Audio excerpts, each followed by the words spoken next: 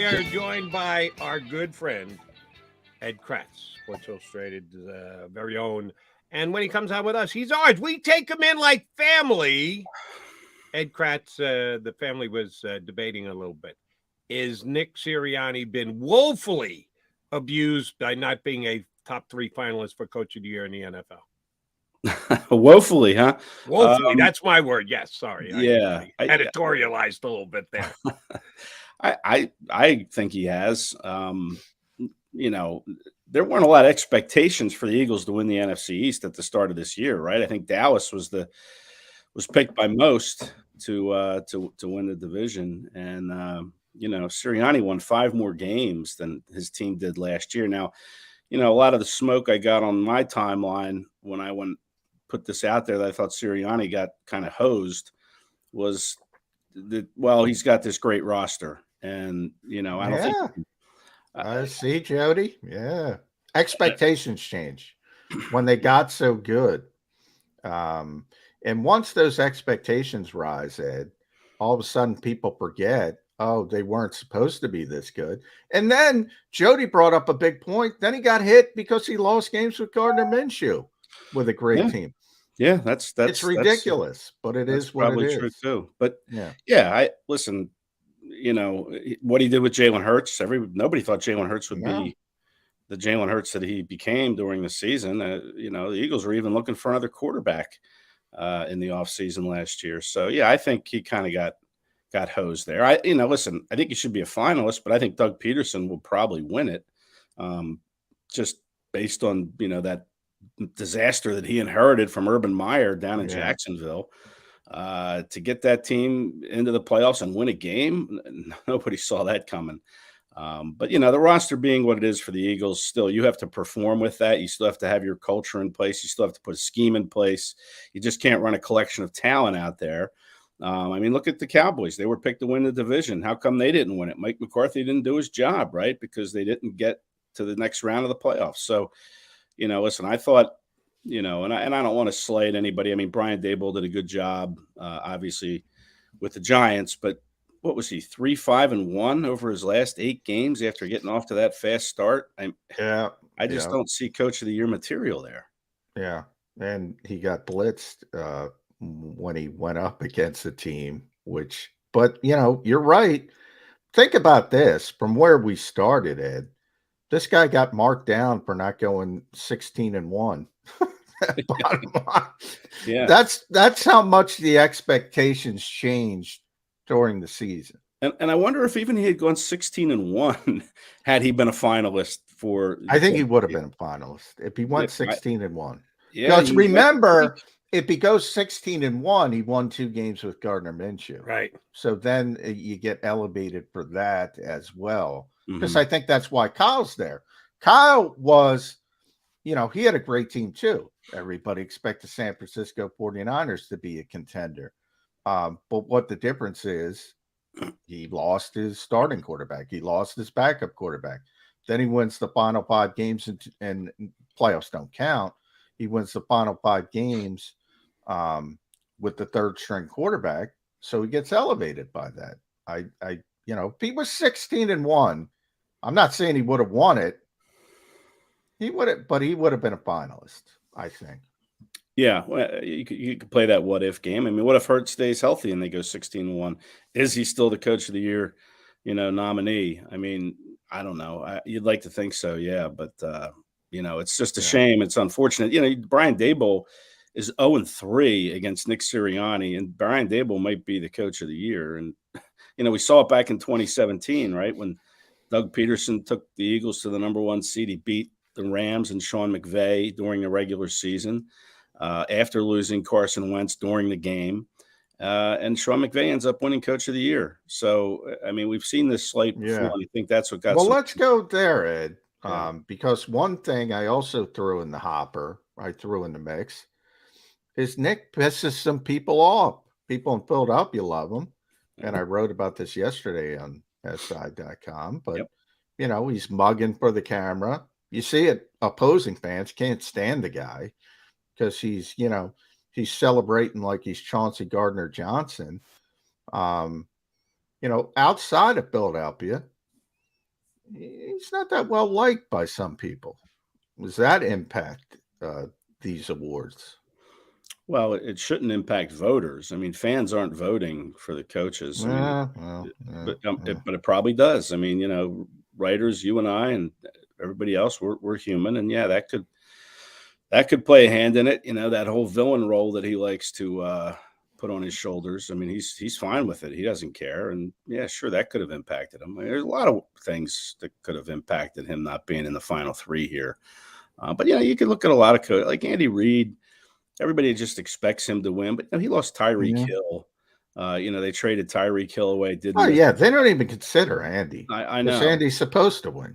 Yeah, right, exactly. And he had that, like I said, Tyreek Hill, and there's other coaches that you could probably make a case for too. But Sirianni's omission is probably the most glaring. And then, there were other omissions too. I thought Brandon Graham with the comeback player of the year.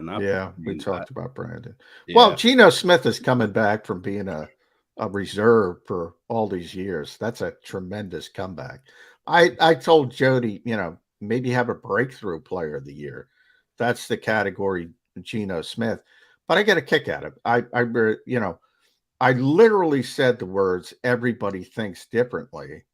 And, we had one commenter say, Johnny Mac's wrong. He's lumping everybody in one category. I literally used the words, everyone thinks differently. People hear what they want to hear. People think the way they want to think. And to some voters, I bring that up for this reason, to some voters, overcoming being a backup for 7-8 years is every bit as a comeback is coming back from an Achilles. From my definition, it is not. But you can't control other people's thinking. That's why I can't get too upset by it. Yeah, I like that idea. Breakout player of the year. That'd be a really nice category. You put Dexter Lawrence probably in there, the Giants defensive lineman. You could put a few people in there. The Giants tackle, Anthony Thomas. Is that his name? Andrew Thomas, right? Yeah. I knew him. He had a great season. He had a great season based on his year one. I mean, that's a great category to have. And then you could have a legitimate comeback player of the year, because I always thought comeback to me meant injury, and now I know it's not. But I always thought it was from an injury, coming back from an injury. And, what more serious injury do you have than an Achilles for a 33-year-old man to come back and rehab it and then put up 11 sacks in the regular season? Never before has he done double digits. So again, that's probably the more glaring of the omissions is Brandon Graham. And again, coming back from ineffectiveness like Saquon Barkley. That's not a comeback. That's not. But some people think it is. Yeah, and Saquon played 13 games last year. I mean, yeah, exactly. I know he was coming back from his ACL, but that was 2 years ago. And then Christian McCaffrey, you could put him. I mean, he's always hurt, right? I mean, he played like 10 games the previous 2 years. So, you could put him on the list every year probably because he gets hurt so often. But yeah, I think Brandon Graham is the biggest omission. And agreed. I think Nick got shortchanged. I think Brandon Graham was robbed. Yeah. All right, comeback player of the year for the playoffs, Avonte Maddox. He really going to play on Sunday, Eddie Kracz? I think he's going to give it a go. I mean, he was limited yesterday. If he's out there without a walking boot, like we had seen him in the walking boot for a couple of weeks, the past couple of weeks. I mean, if he's out of that walking boot and he's out on the field and he's running around, he's probably going to play. How effective he'll be or how long he'll play, who knows? But, this is it. It's all or nothing now, right? I mean, if you can walk and you can play, then you're going to play. And I think Maddox is going to play. And that if he can be effective and he's back to close to 100%, then that's going to help this defense against the Niners team that has so many weapons that you have to account for. And then being able to put Chauncey Gardner-Johnson back there at the safety spot would help this defense immensely. Yeah. You do have a little bit of you're playing well. Do you want to upset the apple cart? But I think Avonte's the type of player where, you upset the apple cart, because bottom line is he's not replacing CJ Gardner-Johnson. He's replacing Reed Blankenship. Reed's done a tremendous job. You tip your cap, but you say, hey, thanks for the memories. We got to go with our guy. if Avonte's healthy, especially against this team, Ed, because this is a yards after catch team. Yeah. And I joke all the time that Kyle Shanahan said it before. He used to hold Jimmy Garoppolo's hand. He's holding Brock Purdy's hand. They're going to get a lot of short throws to Deebo Samuel, Christian McCaffrey, George Kittle, Brandon Ayuk. And the 49ers are about yards after catch. You got to tackle well. This is a tackling game for me. And Avonte Maddox is a good tackler. Now, he hasn't played in a while. Maybe that impacts it. But I think he's really, really important for this opponent specifically. For where somebody else, maybe you could get away with it. But for this opponent, this is the perfect time to get Avonte Maddox back. I agree. I mean, you're right. They like to run a lot of that short stuff and, get their receivers in space. And then you have to get to whoever catches the ball and tackle them. And Avonte's good at it. But, Blankenship's good at tackling too, I think. I mean, he can get you to the ground. Where I think maybe he's a little limited is in coverage. But, a lot of safeties can't cover real well. But, Blankenship's done great. And, the Eagles really have a safety, and that might impact their plans in the offseason because they have two free agent safeties in Marcus Epps and C.J. Johnson. So Blankenship's play might sway some decisions that Howie Roseman's going to have to make here in the next month about who's coming back at that spot. But for now, I'd rather have Avonte Maddox in there and, your undrafted rookie free agent at the ready just in case he's needed, but not having to play a big role or as big of a role as he played the last couple of weeks. I just got a text from Davis Webb, and he said, tell Ed Kracz maybe he needs to reevaluate Reed Blankenship's tackling ability, but that was Davis Webb. Oh, yeah, okay. Davis ran over Reed Blankenship. Yeah. At the goal line of all places, not good. All right, Ed Kracz, if I tell you two words, plus, minus, will decide this game on Sunday. Do you like the Eagles' chances? Plus, minus. I mean, yeah. As in, who gets the most turnovers? Who, at the end of the day, has more turnovers versus turnovers created? Plus, minus, whoever ends up in the plus category wins the game. I got you. I would say the Eagles probably +1 in that category. Because the 49ers were the leader in the National Football League in plus minuses. 20 interceptions they had. Great number. Those safeties especially are really, really good. Gibson and Ufanga. I think they have 9 of the 20 picks for the Niners. So, I'm aware that they have a very good ability to take away the ball. And they picked Dak Prescott twice. But, I like the way Jalen Hurts has been taking care of the ball pretty much all season. And, I think he'll be wary of what that defense can do to you if you're careless with the football. So I think the Eagles will take it away once. I think they'll find a way to maybe intercept Brock Purdy, maybe, hurrying him. But he gets the ball out so quick, Brock Purdy does. And, I think it's important if you're going to get that turnover, you're going to have to get the lead if you're the Eagles. I think you need to play from ahead like you did against the Giants, put the 49ers into a little bit of a hole early. What?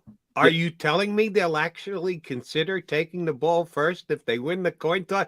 Ed Kracz says they need to play from the lead. If they win the coin toss, what's Sirianni going to do, Eddie K? I'm in your camp, Jody, and I held your hand right onto this path, man. I knew you were going to go right there when I said about taking the lead. It's Kyle Shanahan in you.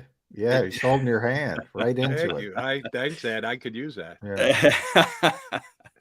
Yeah. I think that they should take the ball. Yeah, absolutely, man. That's that. I've always thought that. I think you guys got to hope they lose the coin toss then. Bottom line, right. Because if they win it, they're deferring. Yeah, thanks to Brian Daboll last week for saying, we'll play defense. The Eagles, the coach of the year, first mistake. Yeah, let's play defense. The Eagles were 14-3 in the regular season. They were also 14-3 winning the coin toss, which is unbelievable. Now they're 14-4 winning the coin toss. Yeah. I asked Jalen Hurts about that after the game. And I asked Shane Steichen about that, but I can't talk about it because it was off the record. Yeah. You know, is there something to getting a tempo early for the offense? I think those guys think there is, but they also realize the strategy advantage if you can sandwich the end of the second quarter and the third quarter with scores, you're going to be in really good shape. So if you want them to set the tone, hope they lose the coin toss, because if they win it, they're deferring, because they're not afraid of Brock Purdy. They're not. I'm sorry. They're not.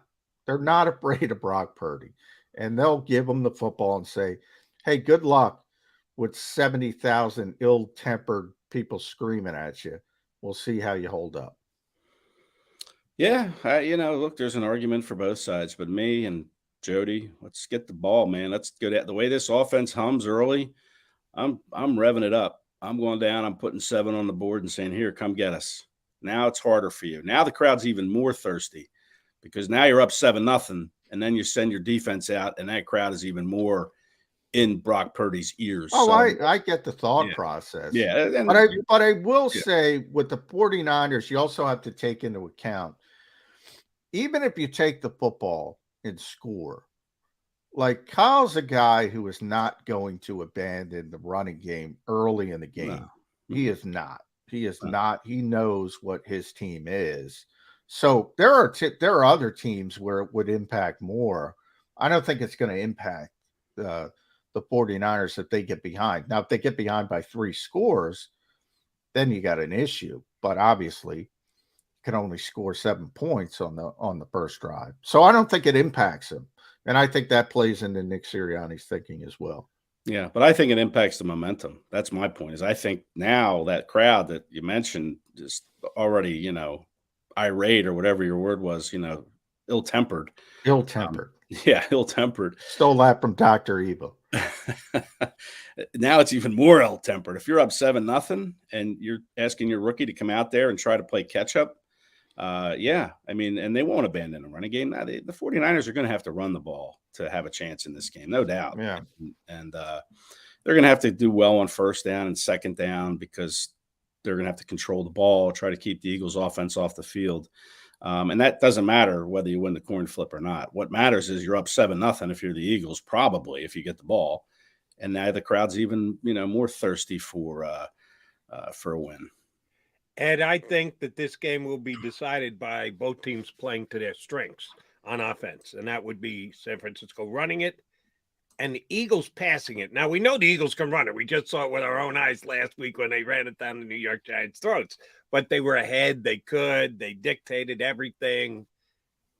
If the Eagles pass it more than they run it this week, by design or by reaction to the scoreboard, they're going to win the football game?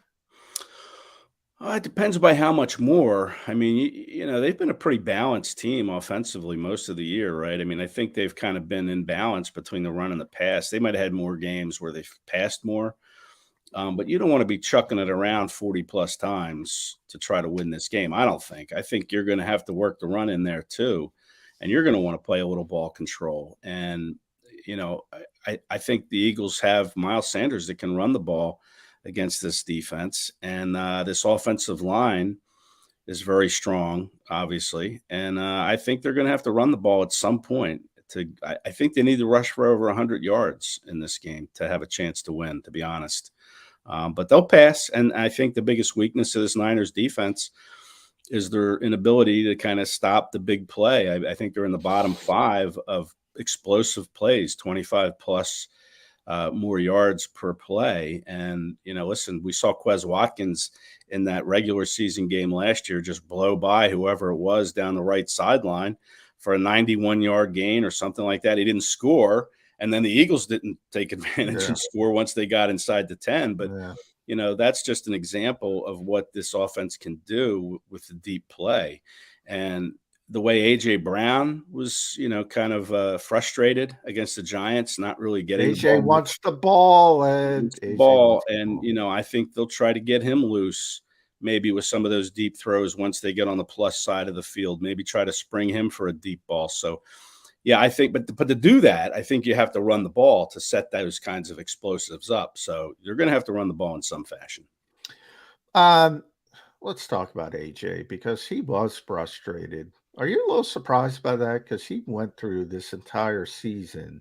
We didn't get an inkling of the sort of diva mentality from AJ Brown. Just good guy, good teammates.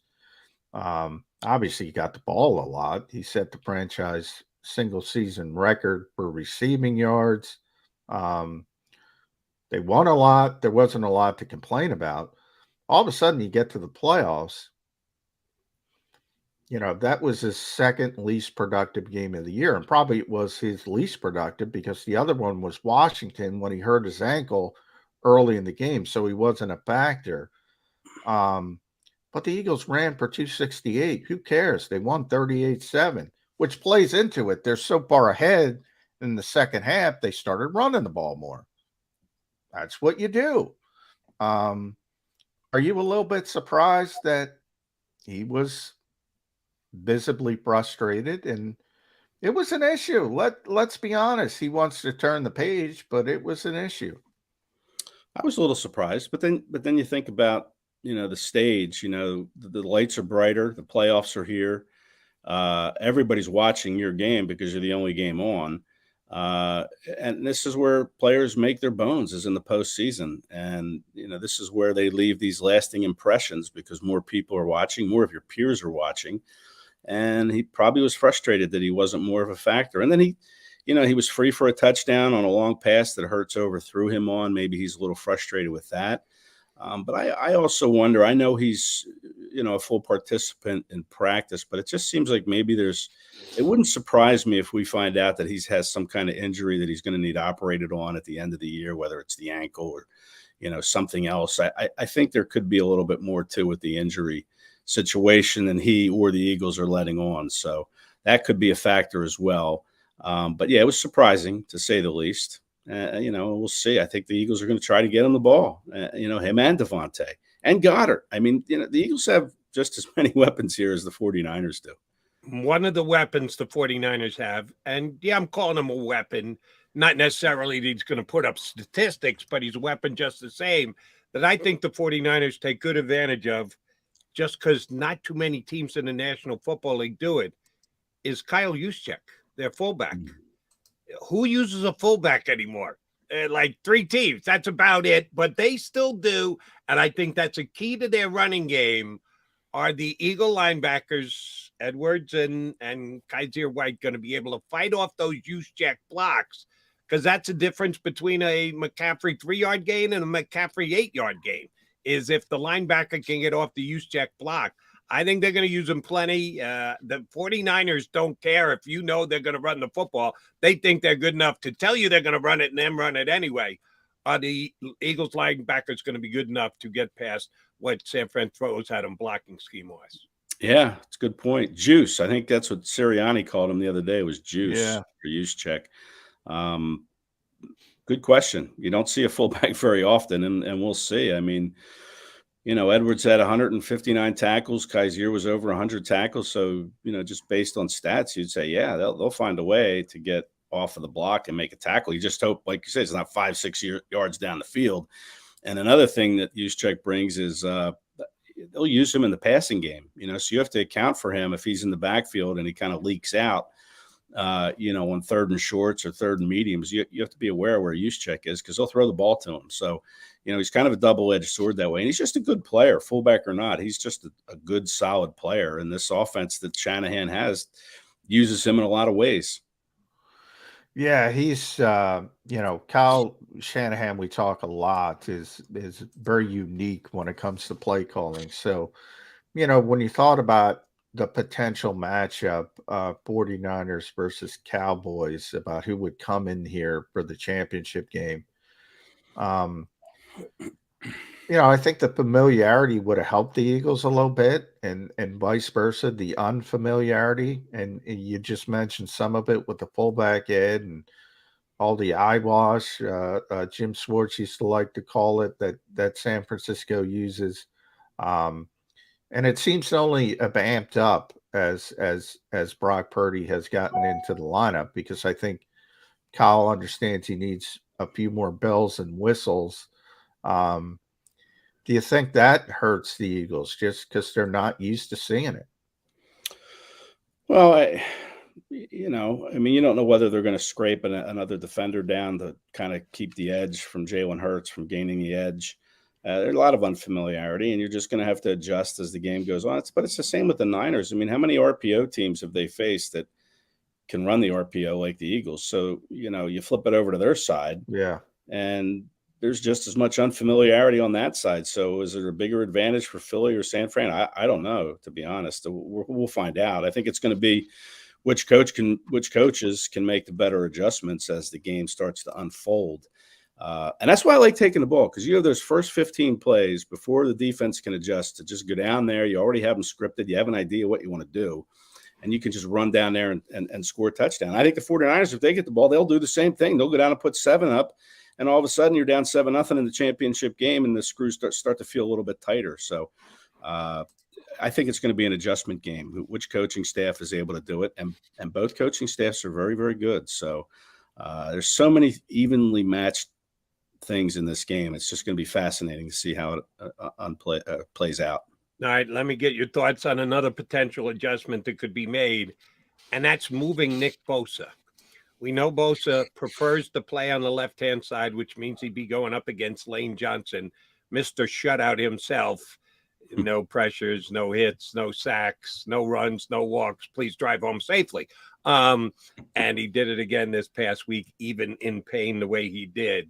Yeah. Bosa will from time to time move to the other side, and they'll move guys around on the defensive line. How much do you think that'll be the case on Sunday? And if they do, can Jordan Mailata get motivation out of that? Say, oh, yeah, you're going to bring Bosa over here to see me? Well, I'm going to have to pancake him then, too. How much do you think Bosa moves on the defensive line for San Fran? Well, I mean, I don't think he'll move any more or less unless he's being stonewalled by Lane Johnson. And you say, that's hey, let's kind of what I'm suggesting. Yeah, Lane throws a shutout at him in the first half. Oh, we got to get him to the other side. Right. Lot of Nick Bosa disrespect. Jimmy Kempski went through every sack he was on the show, Ed, and said, hey, Nick's been doing it against bad tackles. Yeah, maybe a little bit overblown, Nick Bosa. At least that's what I've heard the past couple of days. I don't know, man. By the way, did Jimmy do that work for Hassan Reddick too? Who he did or didn't beat, or did he good just point, Jody? Good point. Yeah, I don't know. Listen, you can only beat who you beat, man. Right. You're not playing Anthony Munoz and some of these guys every week. I mean, I don't put a lot of stock in that. Good job by Jimmy. Does a great job with stuff like that, but. I don't put a lot of stock in that. I mean, Nick Bosa's a damn good player. Yeah, he is. Wherever you put him is going to be a handful. And it was interesting. Dallas Goedert talked to us yesterday, and he mentioned that matchup. 97. Baby. Yeah, he almost sounded like he's going to be in to help out a little bit in whatever the run game, pass game is, and they may motion Goedert to whatever side Bosa's on. If they move Bosa over Mailata or over Lane, they might put Goddard on that side too to do a little chipping before he goes out. But I think Goddard's going to have a hand in trying to block Bosa. It's interesting that Omenuru guy, the other. Yeah, he got some legal trouble this week. I don't know, but it looks like he's going to play. Of course he will. But championship. He's a handful. Armstead's a handful. I mean, you don't have. You're going to have to win some one-on-ones here. You can put Goddard to help on Bosa all you want, but you're still going to have to win some one-on-ones somewhere on that field. All right, Kracz, Go ahead, Jody. If they do, it'll be the first time the Eagles go to Goddard as a addition to the blocking pattern. They leave their tackles out on an island. They never give them any help. They don't keep them back in the chip. They don't use the tight end. Yeah. Well, Stoll maybe every once in a while if they're in 2 tight end sets. Yeah, I'll go with that. And we know how good a blocker Goddard is, but mostly that's in the running game. Goddard doesn't do it. They just don't do that. You tell them they're going to show Nick Bosa that much respect that they're going to do something that they haven't done all year. Well, they have, it's sort of baked into the offense when they're in 12 personnel. Obviously, they have some tight ends in, but when they're empty, nobody uses more empty sets than the Eagles. So when they're empty, Jordan and Lane are left alone on an island, and they're comfortable using so much empty because they're comfortable leaving those guys on an island. So that's part of it as well. At Kracz E, follow Ed on Twitter, si.com/NFL/Eagles. You can read Ed there and me if you'd like at times. You're not going to be here the rest of the week, Ed, so we got to get you on record.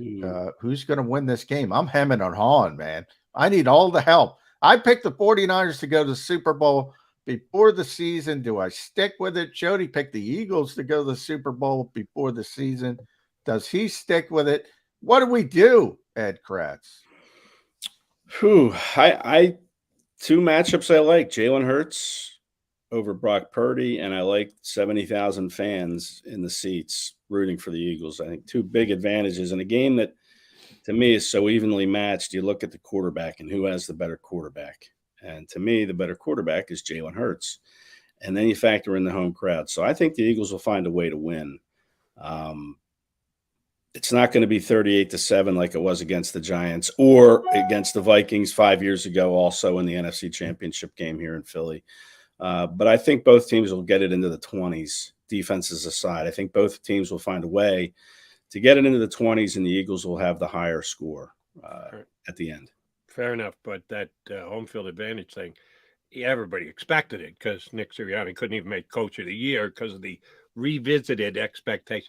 Yeah, everybody knew the championship game was going to be played here in Philadelphia, so Eagles just go out and get it done. Eagle fans just go out and get it done and have some Brock Purdy for lunch on Sunday. Eddie Kracz, we appreciate it whenever you come on. Oh, we're fully planning on having you again next week because the Eagles are going to advance as per Ed Kracz. Hopefully that's the case, Ed. Thanks for jumping in today, bud. Thanks, guys. Have a good day. Thanks, Ed. Ed Kracz, John's running mate from Sports Illustrated, here with us on Birds 365. All right, I'm going to come back. A couple more things I want to run by Johnny Mac.